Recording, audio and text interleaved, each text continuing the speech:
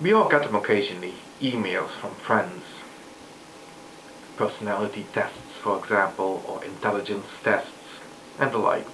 And a good one I got a while back, a couple of years ago now, was one where some of the words in a sentence had been replaced by letters, just the first letter.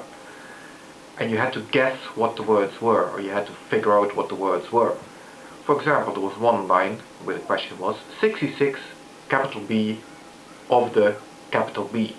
What did the capital B stand for? And the answer is books of the Bible.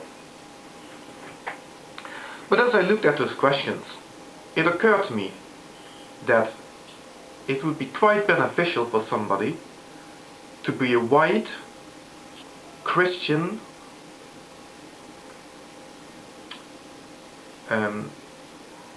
middle class South African. And I'll tell you why. You're going through the questions, and there are a number of questions that relate to English culture, which is what a white middle class South African might have. There were a number of questions that related to Christianity, about books of the Bible for example, to a number of questions about rugby, a very popular sport in South Africa, and so on and so forth. The whole test was culturally very, very biased. And that is a problem that is very, very common with IQ tests. That is why IQ tests are not taken very seriously anymore, because it is almost impossible to remove cultural bias from an IQ test. And as a result, IQ tests don't measure intelligence. They measure intelligence in relation to your cultural environment. And if you have the correct or the most fitting cultural background, you will on average do better in an IQ test than if you have a completely mismatched cultural identity, in which case you will on average do less well in an IQ test. IQ tests test not only pattern recognition, in which I would expect not too much difference between different people of the same level of intelligence, but also vocabulary, for example. And vocabulary is probably more geared towards somebody who has a certain level of education. Imagine if we did an IQ test that incorporated obscure slang.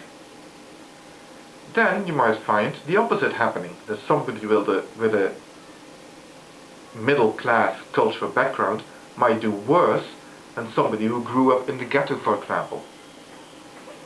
All this shows that it is pointless to point at intelligence tests and then come to conclusions like blacks do on average worse than whites in intelligence tests. That is just preposterous. What's even worse is that let's for one moment, let's follow down into the madness and accept this at face value. Let's accept for one crazy, insane moment that blacks actually are on average less intelligent than whites. Not my opinion. I want to state that absolutely clearly. I'm just assuming this for a moment. What we are talking about here are averages. So, looking at bell curves, the averages, the peaks of the curves, might be slightly separated. But that doesn't mean that the slopes of the curve don't overlap. They certainly do. So if somebody would then use that as an argument to state that therefore we should